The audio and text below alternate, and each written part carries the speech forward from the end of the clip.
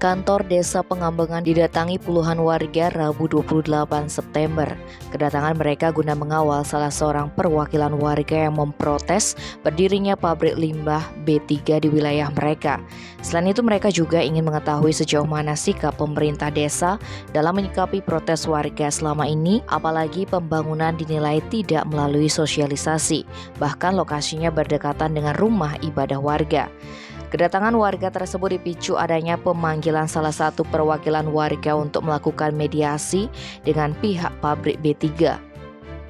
Perwakilan warga, Agus Budiono, 33 tahun, yang ditemui usai pertemuan mengatakan pembangunan pabrik limbah B3 sangat meresahkan warga karena dikhawatirkan ada dampak yang ditimbulkan. Terlebih, keberadaan pabrik tersebut berdekatan dengan tempat ibadah. Menurut Agus, sejak awal pihaknya dengan tegas menolak pabrik limbah di desa tersebut.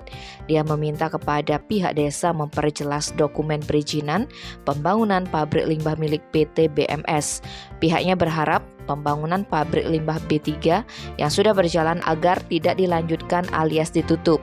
Sementara pengelola PT BMS Iputu Gede Pande Indarjaya menjelaskan izin pembangunan pabrik limbah B3 tersebut sudah selesai sesuai prosedur yang berlaku. Pihaknya sudah mengantongi izin dari Perling, Pertek, dan PBG. Terkait warga yang tidak puas, menurutnya merupakan sesuatu yang wajar karena adanya perubahan-perubahan mekanisme terkait izin. Sejalan dengan hal itu, Pemrakarsa PT BMS IB Putu Astina menambahkan jika ada warga yang menolak keberadaan pabrik ini agar melaporkan ke pihak pusat karena izin tersebut turun dari kementerian. Kalau ada protes, silakan melalui jalur hukum atau PT UN. Tim Bali Express melaporkan.